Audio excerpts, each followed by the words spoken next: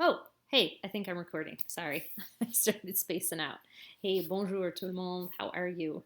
Um, okay, I'm hoping this works because I recorded this the first time and for some reason it didn't record. So I'm hoping this one's recording and I hope I don't forget to say something. So anyway, I created this document here, which is going to be your cultural comparison template to use the day you take the exam. As you know, when I said last time, they are only going to be reading you the subject of the presentation. So what I have decided to do here is let me walk you through it. If you take a quick look at this sheet here, this is what you will have in front of you the day you take the test. We're going to use it today for practice, and we are going to use it in subsequent practices. We don't have a whole lot because May 8th is your last day, but I hope that you keep practicing, because if you don't look at this from May 8th until you take the test on the 21st, I guarantee nothing will be fresh in your mind. And come on, guys, it's like a 10-minute test. Let's get it done. Let's get a good grade on it. Okay, so here we go. When they walk you through this, and remember, you will have nothing at all in front of you. So that is why I made this sheet. They are going to read the directions to you twice in English, twice in French. As far as I know, they're the same directions that they always have been. You already know them. I just kind of did a screenshot of them here just so you can follow along and you'll have something to read as they're reading it to you. You don't need any of this. Just listen, gather your thoughts, get yourself in test mode when they're reading. Okay, then we are being told that the theme of the course, they will tell you. So you can write that right here, vie contemporaine, quête de soi, défis mondiaux, whatever it's going to be. Then they will give you the subject of the presentation here. This will be read to you 3 times. So what I did is I went through the old exams, and if you see here, I have 1, 2, 3, 4, 5 different kind of question starters. These have been the only 5 types of the wording for the questions that they have used on any of the past exams since 2012. So I went ahead and I copied the questions here, because if you take a look, if you say you are just going to fill in the blank with whatever the topic or the theme is. So for instance, if they say comment est-ce que la publicité affecte la vie des gens, yada yada. Quelle est l'importance de la publicité? Quelle place est-ce que la publicité occupe? So I'm not sure which of these they're going to use. The reason I put these all here is so that you can you don't have to worry about listening to all these words here, the fluff words, right? Which are just saying like, how does this affect the life of people in your community? What is the importance of this for people in your community? What place does it hold? How does it touch people's lives in your community? What is the attitude of people concerning the importance of whatever? So truly the only thing you need to listen for is the actual topic, like la publicité, la manière de s'habiller, les arts visuels, whatever that's going to be. So hopefully if they say it 3 times and you don't have to worry about all of this other jazz in here, you should be okay, and hopefully you will hear exactly the theme of the topic. So then you just need to fill that in. 2020, they came out with another practice test that I haven't even, of course it came out once we were already remote learning, but they added a second part to the question here, which is just kind of within the question, again, reminding you to make a comparison. So I don't know if they're actually going to say this word or not, but they would have already said one of these, and then they may repeat the topic again. I just put it here just in case you hear them say comparer les faits de la publicité sur les gens de cette communauté francophone, whatever. I just didn't want you to say like, oh, madame didn't tell us this.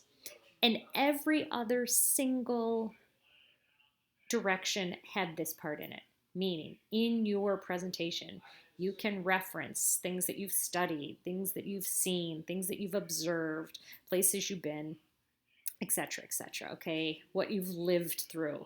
That's always there. So I wrote that again. All right, step 1. After they have read this to you 3 times, you will have 4 minutes to get your thoughts together on the topic. So the very first thing that you should write here, actually, you should have this intro or thesis already filled in minus the topic. If you look on your vocab list, I gave you a whole bunch of them. Like, je vais vous discuter l'importance de, or je vais commencer par. Look those up, get one you're comfortable with, have it written here, and know that the only thing that you have to do is pop in the topic. All right, here's our T-chart. On this side, you have the communauté francophone. Most likely, you're going to be using en France, au Canada, au Sénégal. You can use any francophone community. I just put these in here because I feel like they're the ones we're the most familiar with. So circle whichever one you're going to use so that you, when you refer back to it, you say en France or au Sénégal. I'm reminding you here to use the pronoun on. So au Sénégal, on étudie beaucoup de langues étrangères, whatever it's going to be. Okay, your community. I put a couple of different examples here again. Au lycée Shepherd, à Chicago, en Illinois, aux États-Unis. I put those there so you have the right preposition. Again, make a note, circle which one you're going to use. You may use the je form. You can again use the on. Au lycée Shepherd, on joue beaucoup de sport, après l'école, whatever. You can also use the new form. If you use the new form, don't forget to put your ONS verb, ending on there. Au lycée Shepherd, nous jouons au foot, au printemps, whatever. Again, please remember this is formal, so you must use vous. Do not use tu. I just put it there so you'd remember. Again, in the middle, you have all of your transition words, your introductions, different ways to say in your opinion, transitions for moving on to your next point, de plus, en outre, au deuxième lieu.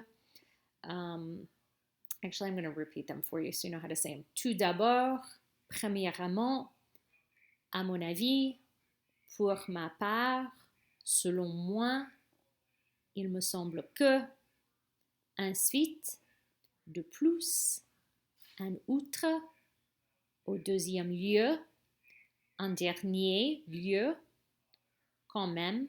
These here are your comparison ones. Quand même, par contre, d'un côté, de l'autre côté, cependant, en revanche. Review the meaning of those. They're on your vocab list. They're also on that Quizlet.